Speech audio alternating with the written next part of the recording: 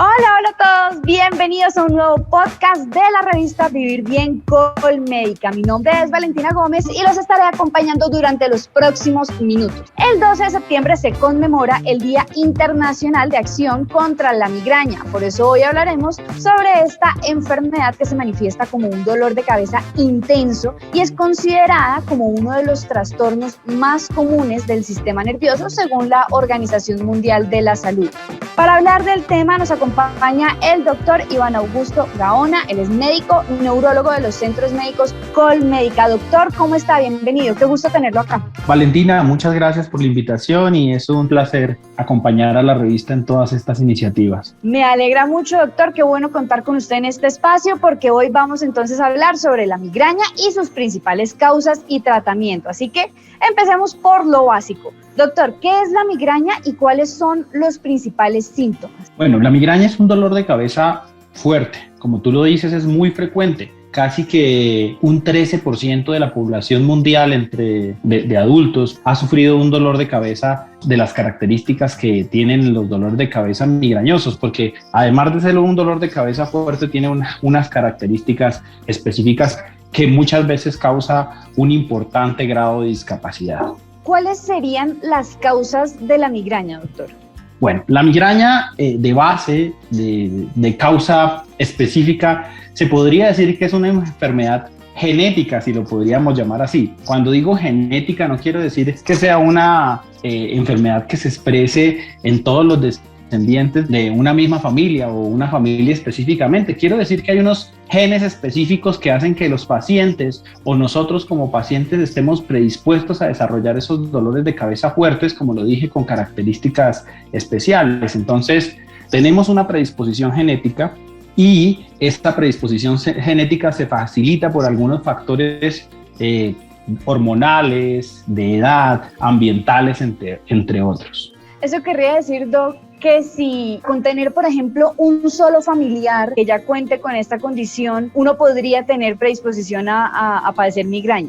Sí, generalmente hay familias enteras que claramente yo les digo siempre a los pacientes, leyeron el mismo libro, tienen migrañas exactamente iguales unos familiares a los otros. Incluso yo siempre les digo, ¿cómo les fue a sus familiares con las migrañas? No, que la migraña me terminó a los 30 años. Bueno, pues muchas veces tienen comportamientos específicos, pero lo que dije, son enfermedades genéticas, poligenéticas, hay varios genes implicados en esta enfermedad o que se precipiten los episodios de esta enfermedad. Entonces, claramente a veces son muchos más que familias, porque como lo dije, casi 1 de cada 5 personas alrededor del mundo ha tenido episodios de migraña, así que son poligenéticas, muchos genes implicados y hace que muchas personas, incluso que nosotros conozcamos, puedan sufrir de estos dolores de cabeza tan severos. De acuerdo, y preciso pues antes de irnos más allá, desglosarlo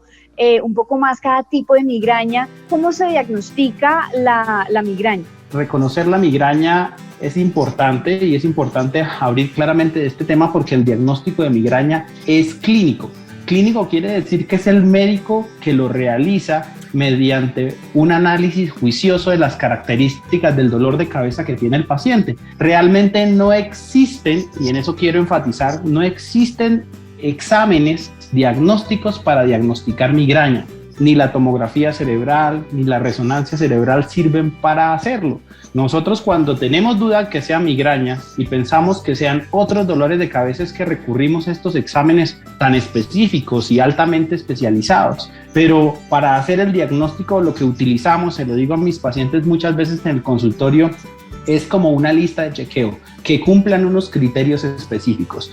Los criterios específicos de migraña vale la pena reemplazarlos, son que cumpla una cefalea que usualmente, o un dolor de cabeza, cefalea es el nombre técnico, que usualmente es hemicraniana, o sea, hemicraniana quiere decir que da en la mitad de la cabeza, usualmente es pulsátil, de una intensidad moderada a severa. Nosotros utilizamos una que se llama la escala subjetiva del dolor para saber si es mayor de 5, 8 o 10 en la escala subjetiva del dolor, que podemos hablar de esto un poquito más adelante. Pues que sea moderada a severa, que empeore con la actividad física, que dé con náuseas y vómitos, que moleste la luz o el ruido. Esos son los criterios que al cumplirse, casi que estaríamos haciendo un diagnóstico de migraña. Por eso es que cuando se cumplen claramente para nosotros y el profesional está evaluando al paciente y pues vemos que hacemos todo esto chulitos en nuestra lista de chequeo, podemos decir sin lugar a dudas que es una migraña y no tenemos a veces que hacer pruebas adicionales. Las pruebas adicionales o exámenes adicionales se hacen cuando tenemos dudas de que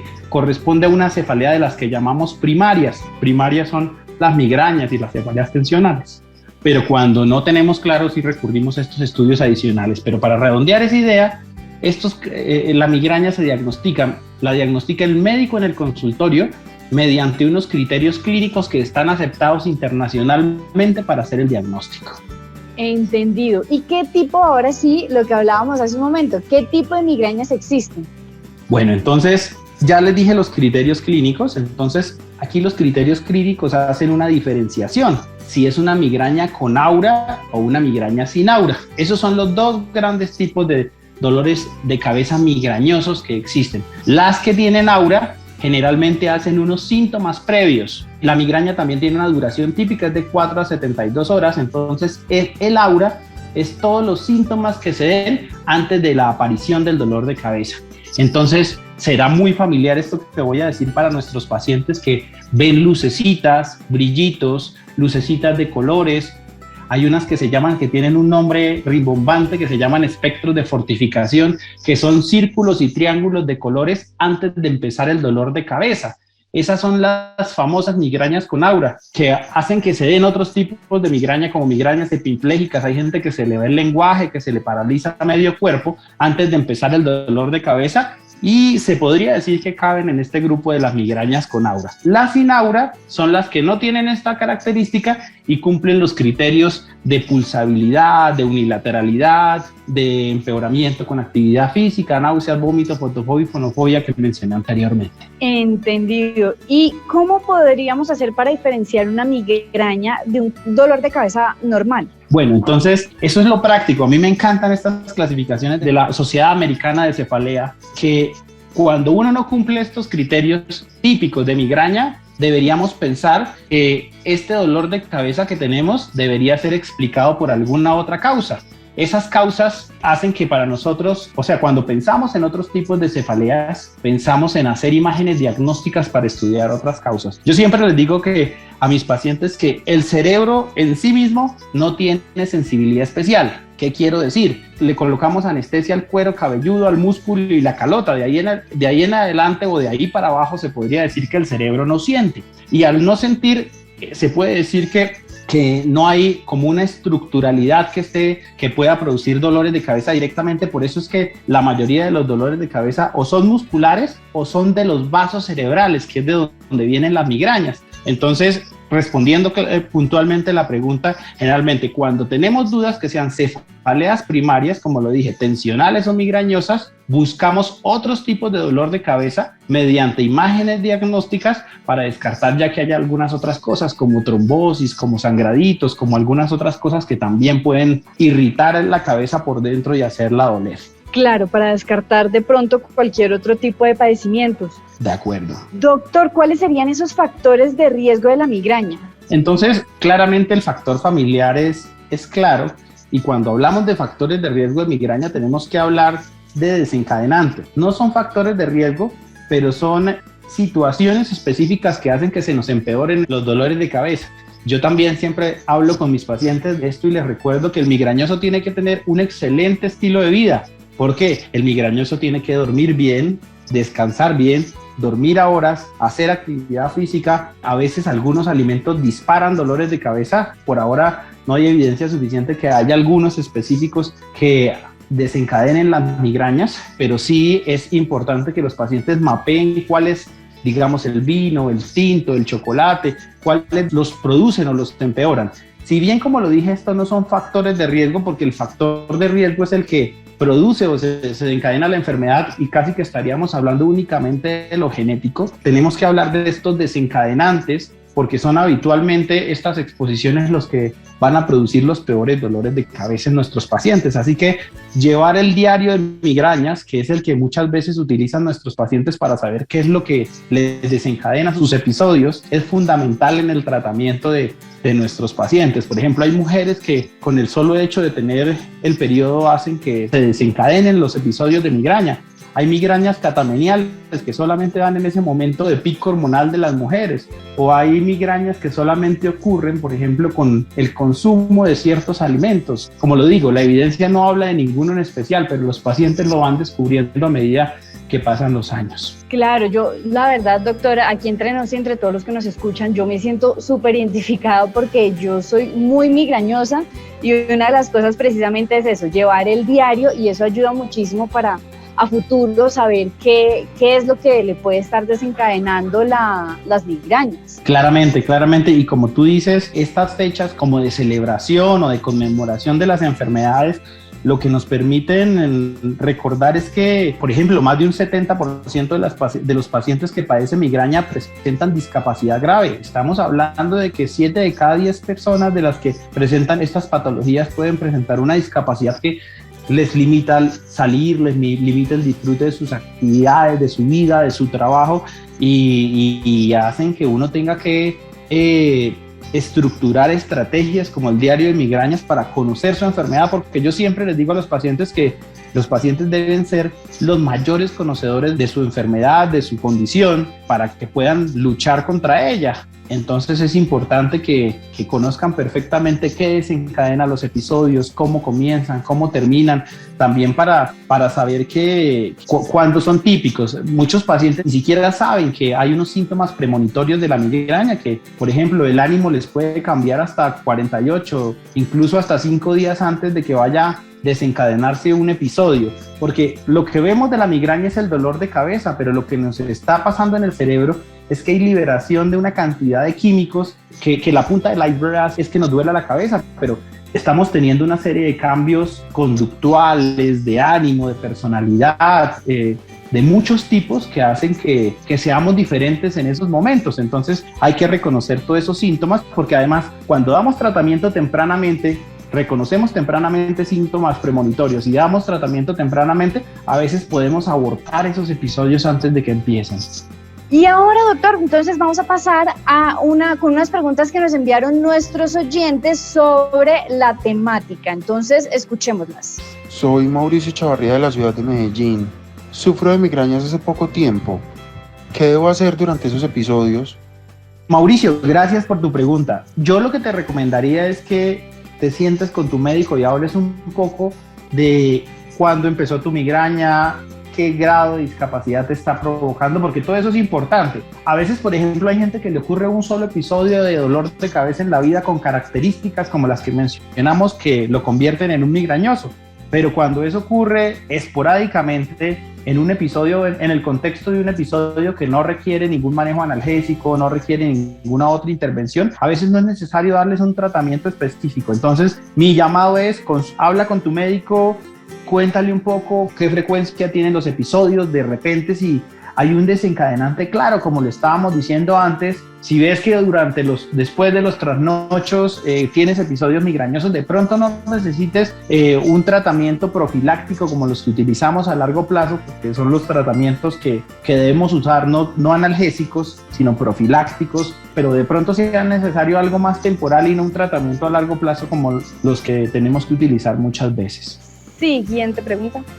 Hola, mi nombre es Angie Fontalvo y mi pregunta es, ¿qué acciones se pueden realizar para disminuir las migrañas? Angie, muchas gracias por tu pregunta. Lo primero que hay que hacer es conocer nuestra enfermedad. Una recomendación que siempre lo doy es llevar el diario de migrañas, saber cómo se comporta la nuestra. Por ejemplo, si hay algunos días del mes en los que predominan los episodios, para de pronto saber si hay algún componente relacionado con la ovulación o con el periodo menstrual, si hay algún alimento que las desencadena. Entonces yo siempre les digo, cojan un cuaderno como un diario de adolescente, tal cual, y empezamos a numerar, por ejemplo, con los días, calendario. Entonces el día 1, el día 2, el día 3 me dio calendario. Yo siempre les pido, califíquenlo de 0 a 10, siendo 10 si tuvieron hijos, el dolor del parto, o siendo 10 el peor dolor que hayan tenido en su vida. Entonces lo califican y miren alrededor de eso qué comieron ese día y el día anterior. Si hay algún otro desencadenante como falta de sueño, consumo de bebidas alcohólicas o alguna cosa en particular. Yo siempre pienso que el cómo vivir con migraña tiene que ver con conocernos a nosotros mismos e ir ahondando en las características de nuestra propia enfermedad. Siguiente pregunta. Hola, mi nombre es Angie Suárez de la ciudad de Tunja. Tengo migrañas durante tiempos muy prolongados. ¿En qué momento se debería considerar asistir a urgencias? Excelente pregunta, Angie. Los signos de alarma que siempre les recordamos a los pacientes son el peor dolor de cabeza de su vida, que el dolor de cabeza cambie de patrón, es decir, como lo he dicho antes, ustedes muchas veces conocen el patrón o las características de su dolor de cabeza. Si esas características cambian, deberíamos acudir al servicio de urgencias, que no responda a los analgésicos habituales, dado que el manejo del dolor es una urgencia estipulada pues, en las diferentes guías de manejo, y pues a otros más graves como alteración de conciencia, de pronto dificultades para la emisión del habla o algún déficit neurológico focal, por ejemplo en el movimiento de un lado del cuerpo, un brazo, una pierna, que si bien pueden ser características de migraña, son signos de alarma por los cuales deberíamos consultar al servicio de urgencias. Siguiente pregunta. Hola, soy Camilo y vivo en la ciudad de Sincelejo. Mi pregunta es, ¿qué factores desencadenan los episodios de migraña? Gracias, Camilo. Los factores que desencadenan los episodios de migraña muchas veces son específicos para cada uno de nosotros. Vuelvo y recuerdo el tema de los diarios de migraña, que creo que son importantes. Llevar un diario de las características propias de cada uno de nuestros dolores de cabeza y tratar de reconocer qué nos desencadena cada uno los dolores de cabeza. Si bien es cierto eso, también hay algunos generales, como la falta de sueño, como algunos alimentos específicos. Muchos pacientes, por ejemplo, lo correlacionan con comer chocolate, con tomar vino, con algunos alimentos específicos. He escuchado de todo, hasta dulces, terminando en el aguacate. Por eso digo que no hay unos alimentos específicos que debamos prohibirle al paciente con migraña. Recordarle que debe tener un buen estilo de vida, tratar de nutrirse bien, hacer deporte, dormir bien y tratar de reconocer esos desencadenantes que cada uno de ellos tiene y con los cuales se desencadenan los episodios de migraña. Doctor, muchas gracias por responder todas las dudas de nuestros oyentes y a ustedes también por participar de este espacio y enviarnos todas sus preguntas. Hoy hemos aclarado muchas inquietudes sobre la migraña. Esperamos que ya todos seamos un poco más conscientes sobre este tema. Muchas gracias, Valentina, por este espacio. Creo que fue muy interesante y creo que lo que todos buscamos es vivir bien y estos espacios son fundamentales para ello. Claro que sí. Y bueno, hemos llegado al final de este podcast. Agradecemos a ustedes por acompañarnos. Si quieren que toquemos algún tema en específico, pueden escribirnos a través de las redes sociales de Colmédica y recuerden estar muy pendientes de toda la información sobre salud que podrán encontrar en nuestra revista www.vivirbiencolmedica.com. Hasta un próximo podcast y nos vemos pronto. Un abrazo para todos.